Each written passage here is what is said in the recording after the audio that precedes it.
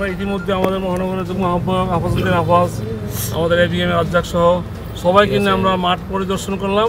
আমরা সকলেই মাঠের অবস্থা দেখে সন্তোষ প্রকাশ করছি এবং আমরা বিশ্বাস করি এই মাঠে আমরা একটা সুন্দর প্রোগ্রাম করতে পারবো। আমার নেতাকর্মীদের কাছে আমার উদাত্ত আহ্বান থাকবে, যেহেতু আমাদের পার্টির মহাসচিব স্যার থাকবেন, আপনারা সবাই সর্বাত্মক শক্তি নিয়ে এই মাঠে আপনারা বিশেষ করে তুরাগ থানা এলাকার নেতৃবৃন্দ আপনারা সবাই থাকবেন।